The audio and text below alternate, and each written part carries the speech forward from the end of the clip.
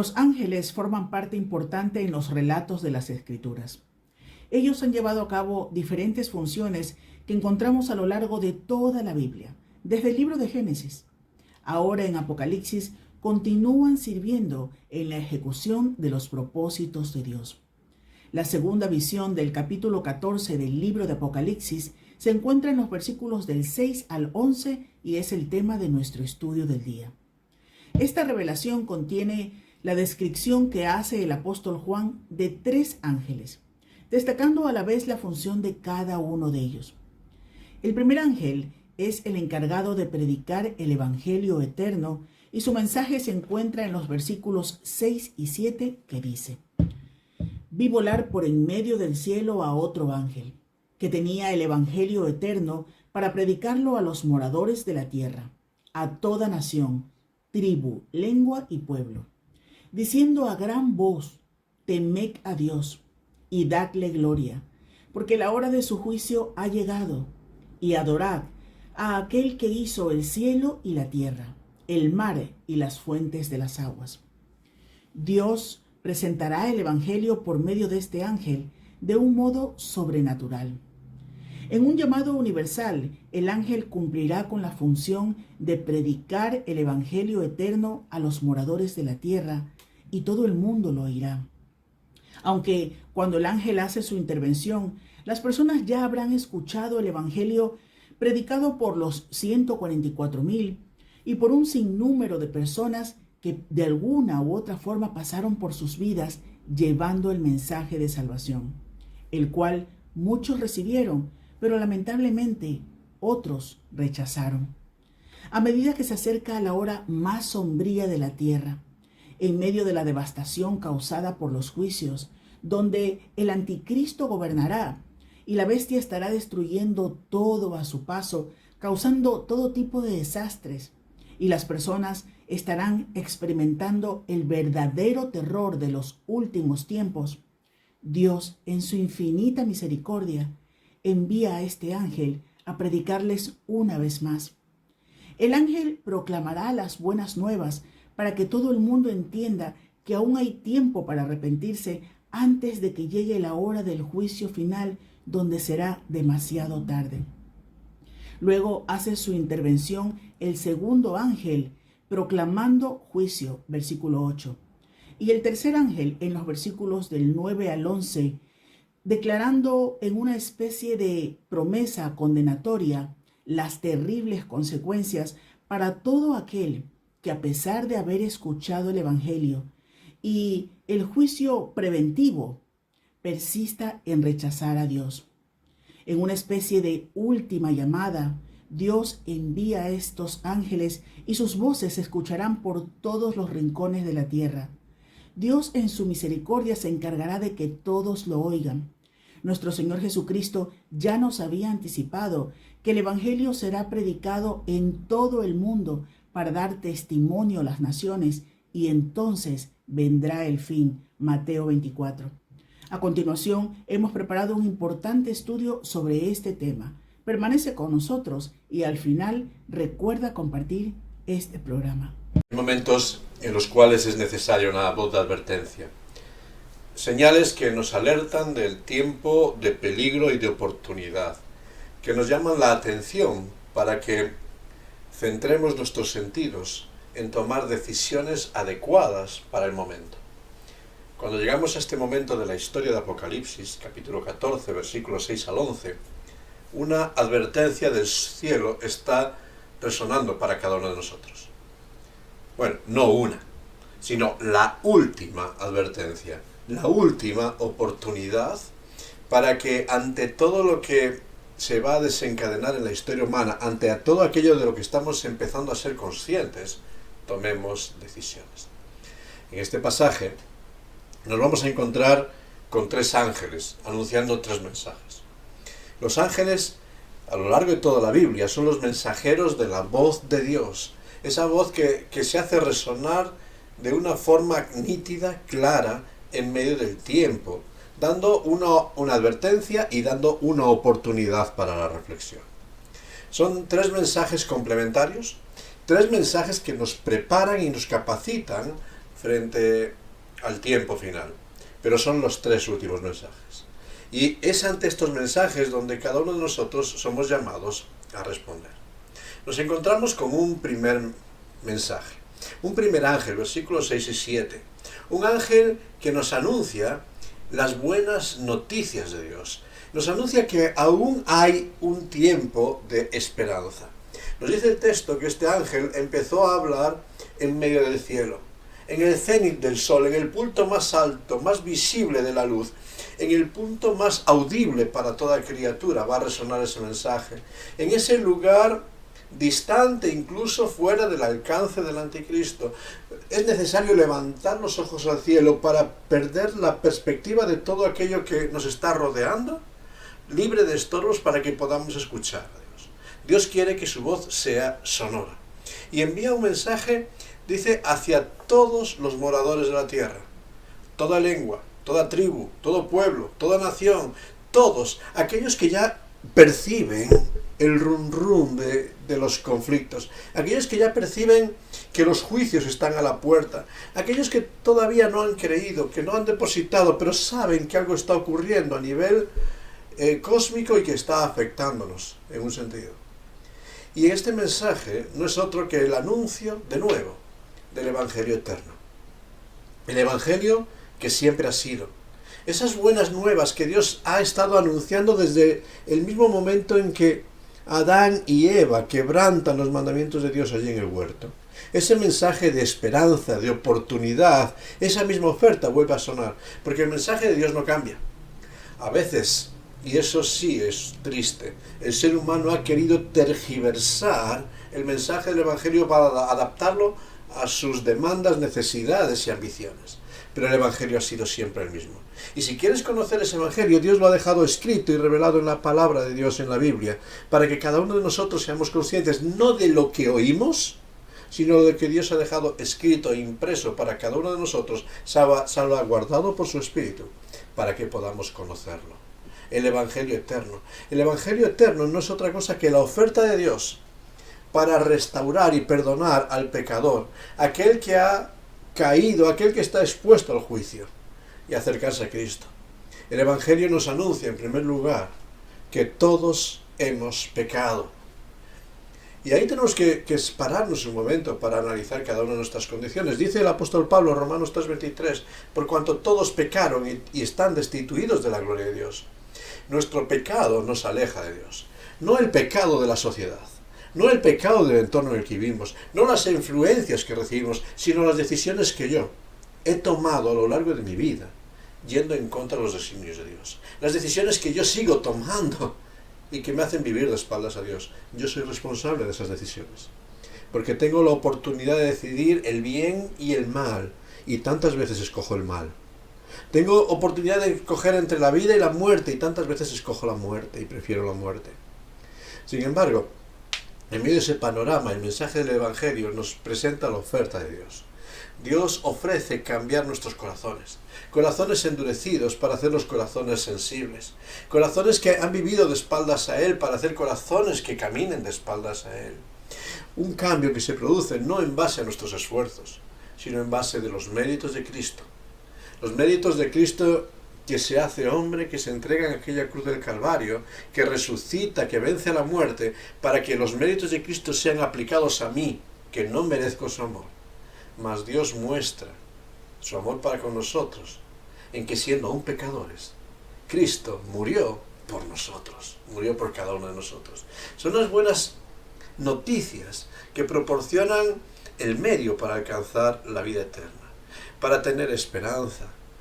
Ese es el mensaje tremendo del Evangelio resumido en Juan 3:16. De tal manera amó Dios a este mundo, a todos los que habitamos este mundo, que ha dado a su Hijo unigénito para que todo aquel, fíjate, no todos, sino todo aquel que en Él cree, que cree en Cristo, tenga vida eterna.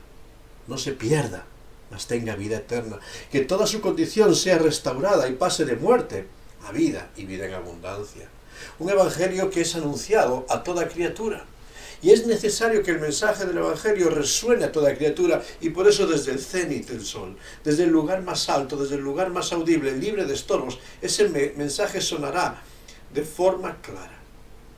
Y el mensaje va a resumirlo de una forma sencilla este ángel. Este ángel nos va a decir ahí: temed a Dios, dadle gloria, porque la hora de su juicio ha llegado. Adorad a aquel que hizo el cielo y la tierra, el mar y las fuentes de las aguas. Y este es el resumen del Evangelio, sintetizado en muchos pasos de la Escritura, pero que podríamos recordar cómo lo sintetiza el apóstol Pablo escribiendo a los romanos. Y allí en Romanos 6:23 nos dice que la paga del pecado es muerte. La paga de mi pecado y de mi desobediencia es la muerte. Mas el regalo de Dios, la dádiva de Dios, es vida eterna en Cristo Jesús, Señor nuestro. Este es el mensaje del Evangelio. El pecado me hace deudor.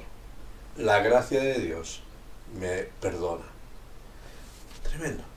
Un mensaje poderoso. Y un mensaje que resuena justo antes de que comience a desatarse sobre la historia de la humanidad el juicio más sombrío.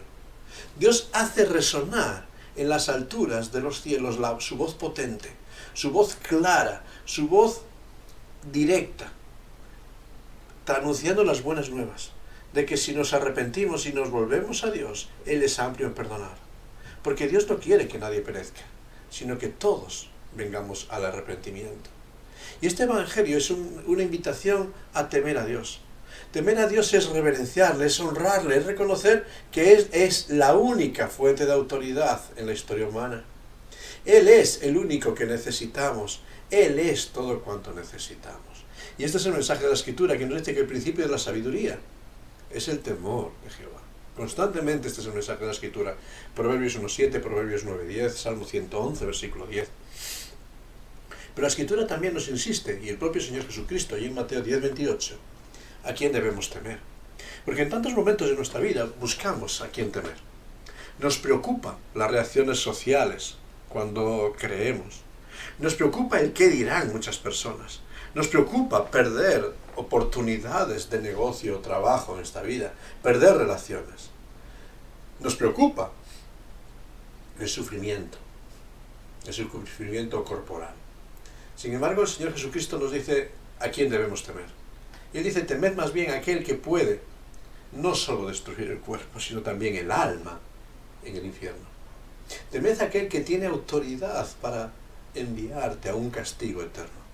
Y a veces pensamos que ese destino en el infierno es obra del diablo que nos puede destinar para allí. No, el diablo no tiene poder. El diablo, como decíamos hace unas semanas, no habita, no gobierna en el infierno. El infierno es la cárcel del diablo. El infierno es la cárcel para todos aquellos que rechazan la gracia de Dios. Aquellos que desprecian el regalo de la salvación, hay un lugar preparado, un lugar de juicio.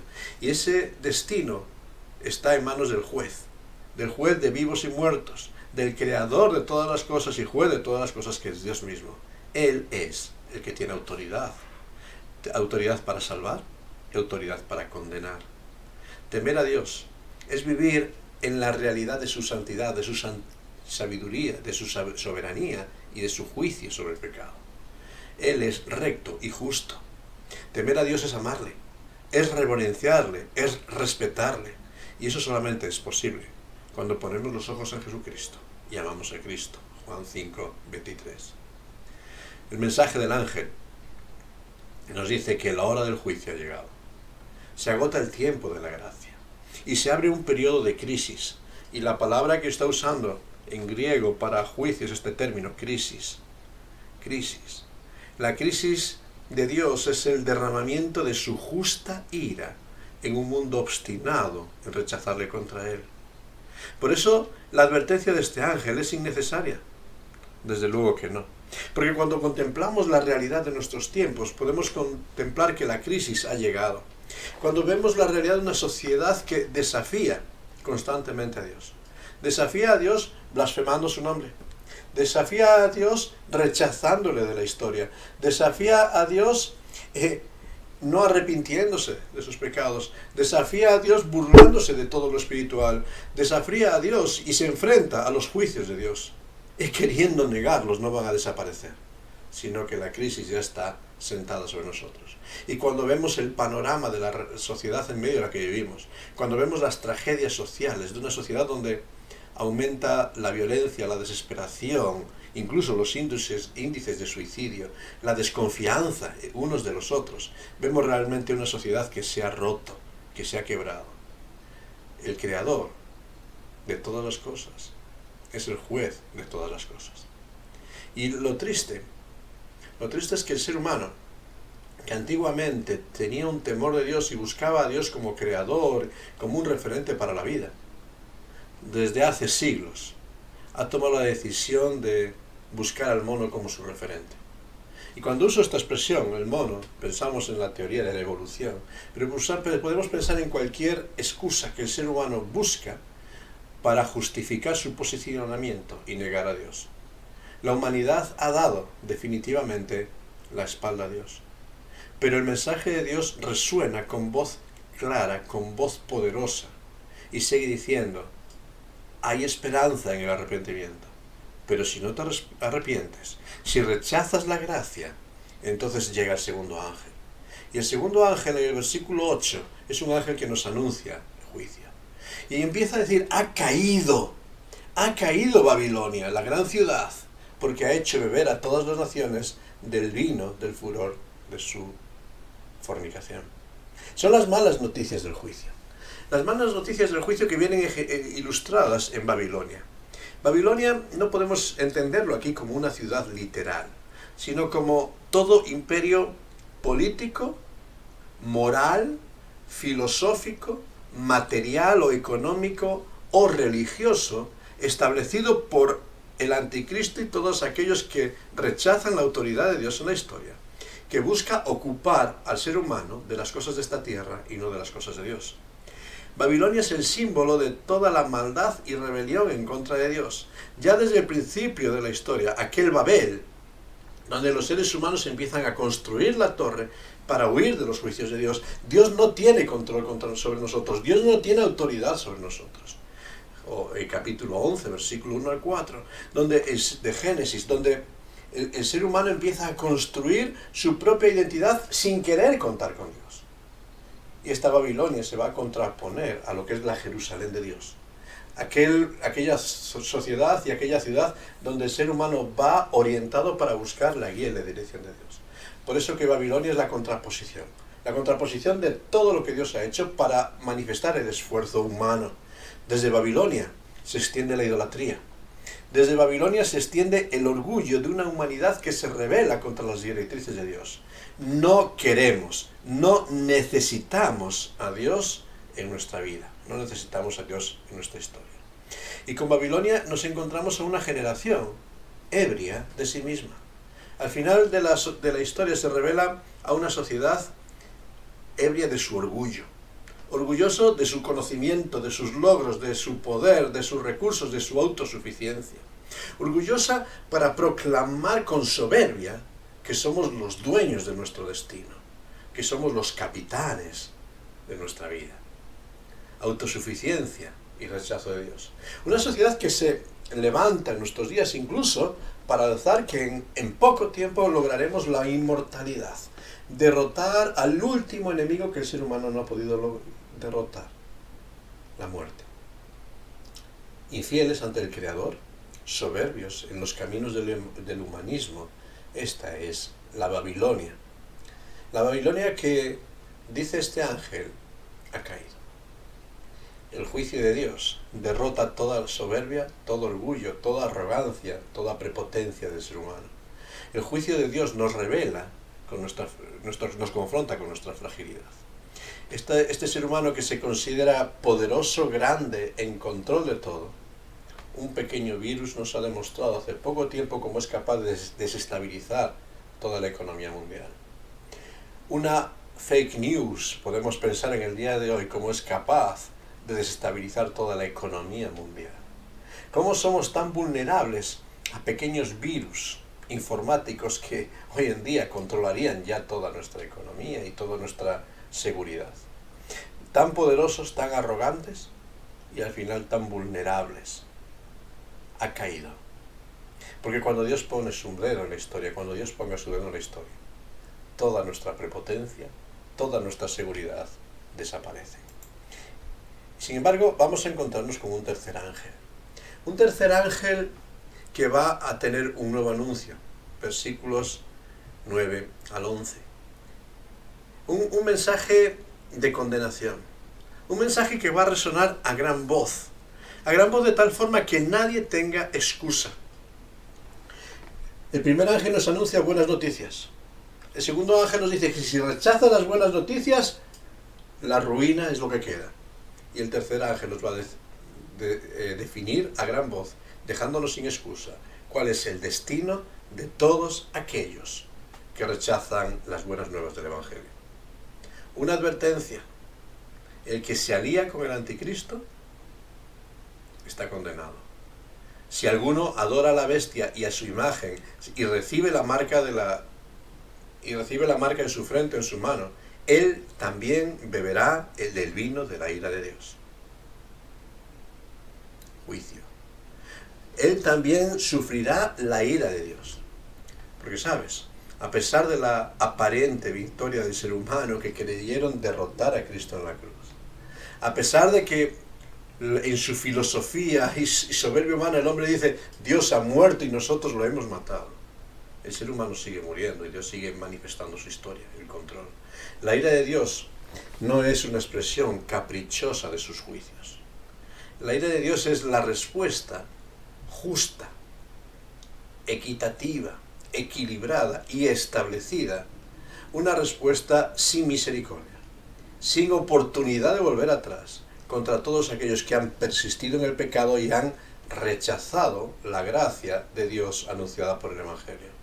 Y si rechazas la gracia de Dios, no queda otra puerta más que la ira. Juan 3:36 nos dice, el que cree en el Hijo, el que acepta las buenas nuevas, tiene vida eterna. El que rechaza, el que rehúsa creer en el Hijo, no verá la vida, sino que la ira de Dios está sobre él. Es el mensaje de la palabra de Dios, no mío. Una ira que no podremos suavizar ni diluir con nuestra arrogancia. Hemos querido añadir diluyentes para decir, no es tan grave el problema. Bueno, Dios al final perdonará a todo el mundo. Este no es el mensaje del Evangelio. El mensaje es que cuando rechazas el Evangelio no queda segunda oportunidad. No hay segunda oportunidad, no hay vuelta atrás. De la decisión que tú tomes y que yo tome frente al Evangelio de Dios, vamos a tener que dar cuentas en el juicio, para ira o para salvación. Es una ira que nos presenta este texto aterradora. Sufrir de manera incesante un insoportable dolor. Es el término que se está definiendo ahí. Él beberá del vino de la ira de Dios que ha sido vaciado puro en el cáliz de su ira y será atormentado de manera incesante con insoportable dolor, con fuego y azufre delante de los ángeles y del Cordero. Es un mensaje que discrepa con la voz de aquellos que quieren negar la realidad del castigo de Dios, que quieren negar la realidad del infierno. Es cierto que este término infierno no aparece en la Biblia, pero la imagen de tormento, fuego y azufre que aparece en Apocalipsis 14, versículo 10, nos revela muchas cosas. Un lugar real de tormento donde no cesa el dolor. Ese es el mensaje de la Escritura. Es un mensaje cruel. Es un mensaje duro. Es un mensaje de advertencia que quiere confrontarnos con que es tiempo de tomar las decisiones. Hay un castigo serio por el pecado, porque el pecado es algo muy grave. Pero también Dios, aun siendo pecadores y viviendo en esta condición tan grave, nos ofrece la gracia del perdón. ¿Es injusto Dios por condenar a su criatura? Muchos dicen que sí, que Dios es injusto por condenar al pecador irreverente y que no acepta las buenas nuevas, que no se quiere arrepentir. Pero yo me pregunto, ¿es injusto el padre cuando castiga a su hijo tras advertirle 1, 2, 3, 4 veces y que este hijo persevera en su obstinación y su rebeldía? ¿Es injusto castigarle? ¿Es injusto el juez cuando condena al delincuente que ha quebrantado la ley? ¿Es injusto el profesor que suspende al alumno que no ha preparado la prueba? ¿Es injusta la autoridad que me castiga por quebrantar las normas de circulación? ¿Es injusta la vida cuando sufro las consecuencias de los malos hábitos y de las adicciones que he tomado para mi vida? Dios no es injusto. Lleva toda la historia advirtiéndonos que la paga del pecado es muerte.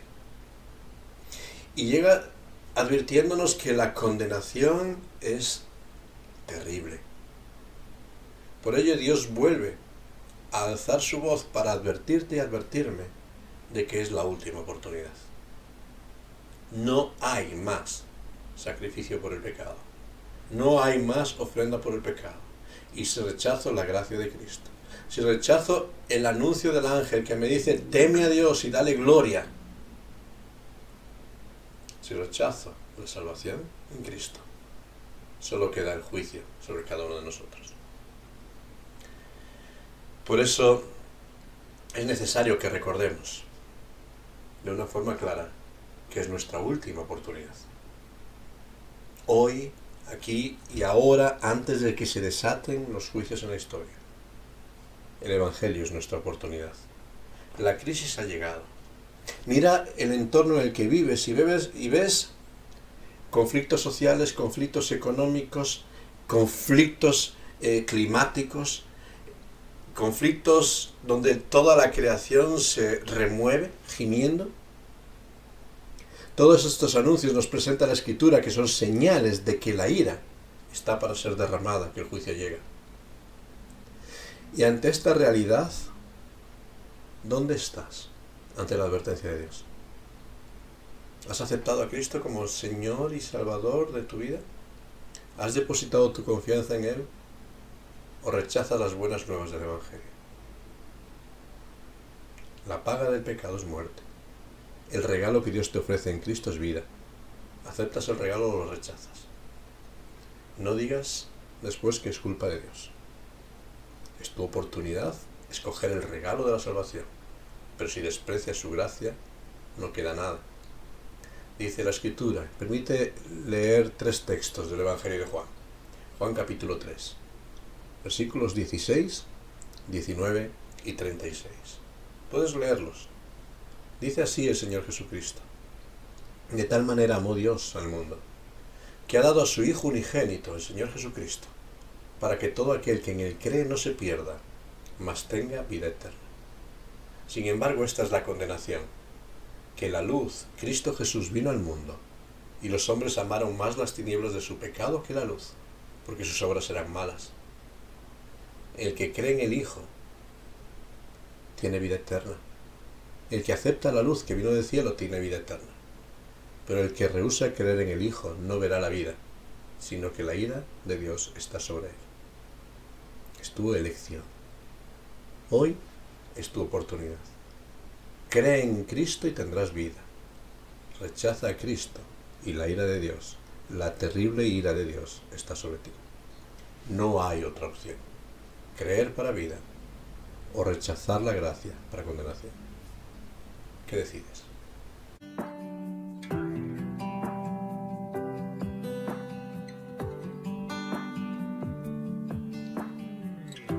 Siendo yo un gran pecador, extraviado en el error, incapaz fui de quitar la culpa que cargaba mi corazón. Tu gracia, ¿quién puede medir? Tu amor no tiene un igual. Cuando perdido estaba yo, viniste a mi encuentro, mi Salvador. Fue tu gracia que mi vida renovó. Fue tu gracia que mi deuda canceló. Fue tu gracia que de muerte me llevó. a vivir para tu gloria, oh Señor.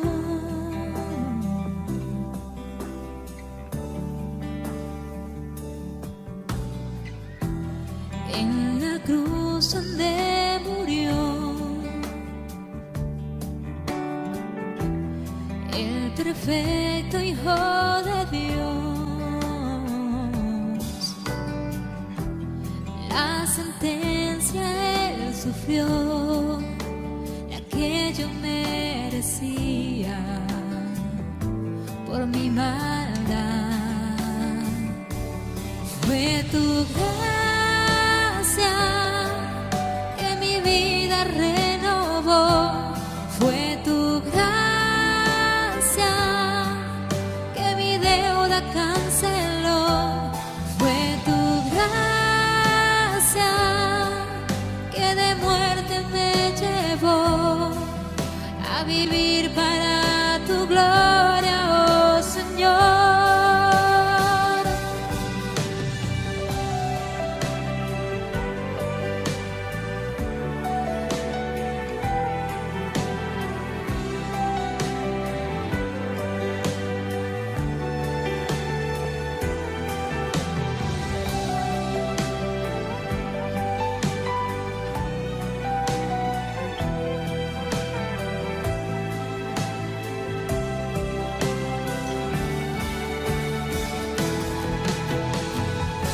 Tu gracia me ha traído aquí,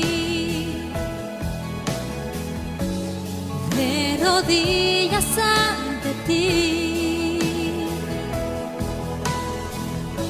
maravillado al comprender que tu Hijo entregaste en mi lugar.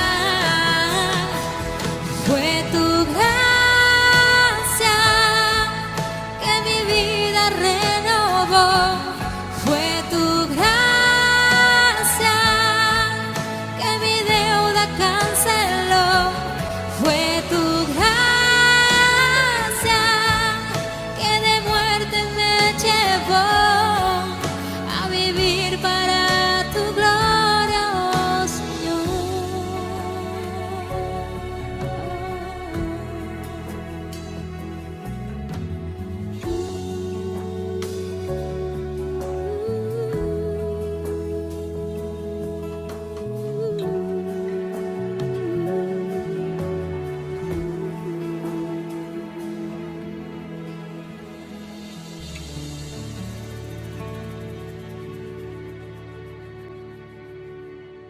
Gran voz.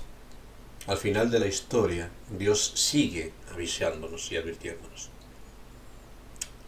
A veces pensamos que no llegan esos tiempos, pero cuando vemos las señales, el tiempo del juicio está muy cerca. Y Dios sigue llamándonos porque no quiere que ninguno perezca, sino que todos lleguemos al arrepentimiento, que todos tengamos vida. Pero Dios no impone su gracia, la ofrece. Dios no impone su amor, lo regala.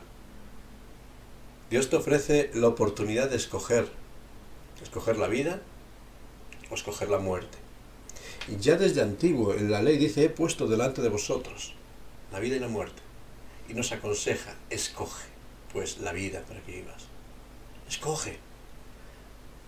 Pero Dios no impone. Dios no impone lo que tú tienes que escoger. Y hoy de nuevo sigue clamando y sigue llamando con voz audible para que escojas la vida, porque de ella depende tu destino eterno por toda la eternidad. Y ese mensaje ha resonado desde antiguo y sigue resonando, y queremos que siga resonando, porque mientras dura el tiempo de gracia hay una esperanza y una oportunidad para ti. Por eso hoy, de forma sencilla y ante la realidad de la crisis, de los juicios de Dios que viene, en nombre de Cristo yo te ruego, reconcíliate con Dios. Yo te ruego, acepta el regalo de Dios. Porque horrible cosa es caer en manos del Dios vivo.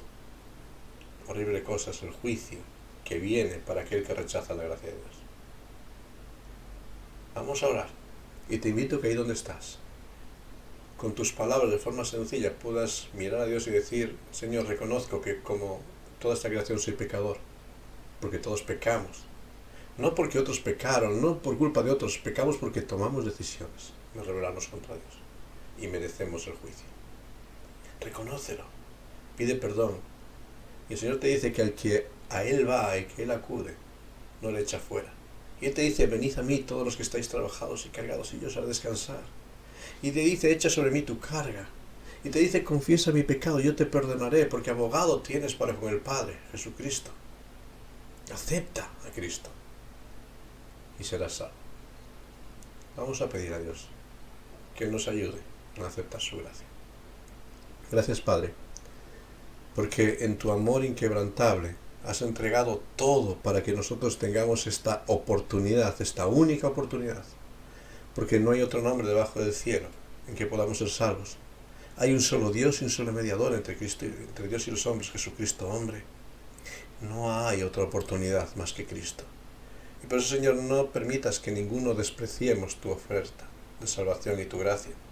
No permitas que ninguno rechacemos ese regalo tan maravilloso que nos das de tener esperanza y vida, que no merecemos, pero que tú nos regalas.